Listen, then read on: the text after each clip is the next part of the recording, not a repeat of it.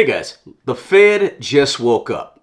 On this video, I want to talk about the latest CPI inflation numbers and core PCE inflation numbers. They just came out, and really, they're a warning to the Fed for their upcoming meeting in just a week and a half or so from now. Inflation is up and rising. I just want to give you a quick update on these latest numbers because these latest numbers are pretty interesting. We have an upcoming Federal Open Market Committee coming up pretty soon. And the Federal Open Market Committee is the arm of the Federal Reserve that actually decides on whether or not they're going to raise short-term rates, what they call Fed funds rates, or not. Now, the U.S. inflation accelerated, went up in August for the second month in a row. And they were pushed pretty much by the rising gas prices that we all see and have taken notice of. Remember, there's two main measures of inflation, the CPI and the core PCE. The core PCE strips out energy prices and food prices from their equation to come up with what those numbers are. And the CPI numbers, the CPI inflation actually includes energy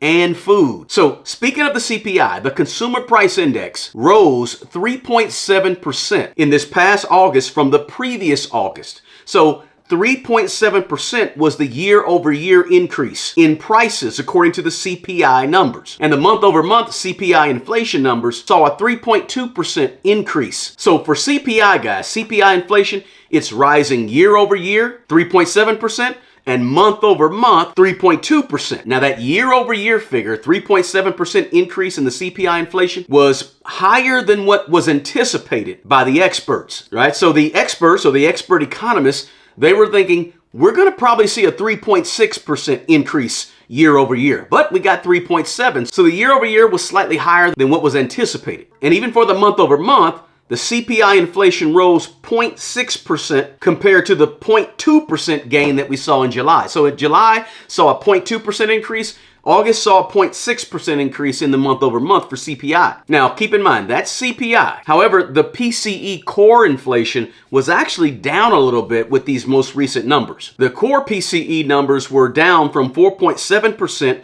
year over year last month to 4.3% year over year in August. So core PCE from a year-to-year basis actually went down a little bit. And so remember, core PCE removes food and energy. The energy piece is what really helped the CPI inflation numbers go higher. So when you remove the food and energy, now we see core PCE actually going down on a year-over-year basis. And that 4.3% increase year-over-year for PCE core inflation is the slowest pace that we've seen since September of 2021. So almost 2 years that we've seen core PCE inflation year over year be as slow as it is right now. That's good, right? That's good for us. It means things are slowing down in terms of inflation. And it's an indication that those 11 out of the last 12 Fed funds rate increases by the Federal Reserve are actually starting to work. And also keep in mind, guys, the core PCE inflation is the primary inflation reading or numbers that the Fed really looks at the most. The Fed doesn't look so sharply at the CPI numbers. The Fed really wants to see what the core PCE inflation numbers are because that's a broader look at the overall picture. And it also doesn't include the outliers of energy and food that go up and down quite a bit. Now, the PCE core inflation on a monthly basis, month over month, it actually rose by 0.3% in August, which is the most significant increase in the core PCE month over month inflation since February of this year, 6 or 7 months ago. So that's kind of alarming. We know the core PCE is down from last year at this time, but we also know that it rose month over month. So it's a little bit disturbing, right? Little mixed signals there in terms of the core PCE. But overall, it's not horrible because it kind of gives the Fed the indication that they're on the right track because the overall year over year actually for core PCE went down. And probably in about a week and a half or so when they have their meeting, more than likely, they'll probably pause and not increase the federal funds rate again. Right now, the federal funds rate is between 5.25% and 5.5%. Remember, the Fed funds rate is what those commercial banks charge one another for overnight lending when they're lending to each other. And that trickles down to us when we want to go get a loan, a short-term loan from the bank. We want to go get a loan for an automobile. We want to get any other short-term personal loan from a bank. Or if we have credit cards, right? All of those are considered short-term loans. And that short-term lending, those rates that the banks charge us are determined by the Fed funds rate that those banks are charging one another for overnight lending. When that Fed funds rate goes up, our rates to actually borrow money go up as well for short-term lending. So the Fed is going to meet in about a week and a half or so when they're going to determine, should we increase the Fed funds rate again, or should we stay steady right where we're at? Now, I'm no expert, guys, but I'm believing, and many of the experts are believing, that the Fed is not going to increase the Fed funds rate again when they meet, because the only reason the CPI numbers show that type of increase is because that volatility with those gas prices. Gas prices were a large contributor to the increase in the CPI inflation numbers this go round. And those gas prices accounted for more than 50% of that increase we saw on a year-over-year basis for CPI inflation. So that's why the CPI numbers really increased, and the Fed has taken note, right? We know global oil prices have risen in the last few months because of what happened at the end of last year when OPEC Plus,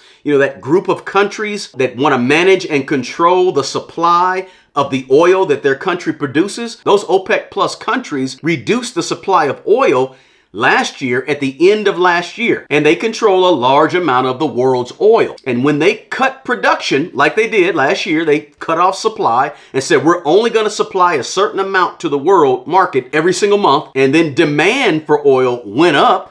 So supply is limited, demand goes up, prices will increase. The national average for gasoline right now is $3.85 per gallon. And that's the highest it's been in the last 10 months. And we all know that when gas goes up, right, gasoline prices are very, very visible. You see them in big old letters, right? On the highway, in the streets, you always see what the prices are for gas. And so when people see those prices increase for gas and people are feeling more and more pain at the pump, that weighs on U.S. consumers' mood, right? We're not in the mood to go do a lot of spending if we see gas prices go up. And so we see them very clearly on the big signs, and that affects our spending, right? It sways our spending patterns and spending behavior. But overall, guys, the experts, they really don't expect the volatile energy prices, such as gas that goes way up, they don't expect that to really hinder inflation from continuing to go down slowly but surely. But these numbers kind of sent a heads up, a warning, kind of alerted the Fed to say, hey,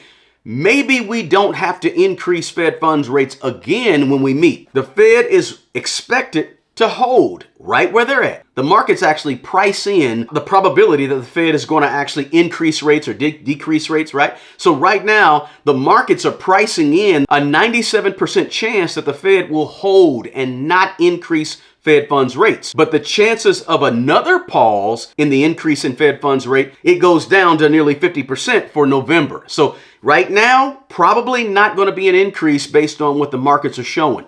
But in November, that could be a different story. Fed could raise rates again in November. But right now, we've got slightly weaker spending by U.S. consumers, and we have a job market that's cooling off, right? Remember, the unemployment rate the previous month was 3.5%.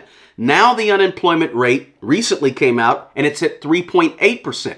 So unemployment is increasing. That again is another issue and another factor that tells the Fed, let's slow down on these rate hikes. What we're doing to the economy and to inflation, we're seeing it slowly go down. We're seeing unemployment sort of increase, a softening of the labor market. So maybe we need to slow it down, right? So the Fed, the Federal Reserve, is still hoping for sort of what they call a soft landing, which is where inflation slows down gradually to the 2% inflation rate that the Fed wants to see, their target, without a super sharp increase in unemployment. Right? They don't want everybody to lose their job. Typically what happens when the Fed raises rates real high, real soon, like they've done, unemployment goes up as well. So the Fed is hoping that they can have a soft landing, get the inflation down, and still keep unemployment manageable and not out of hand, 6, 7, 8%, right? They don't want that. A soft landing is what they're looking for. Because remember, guys, just last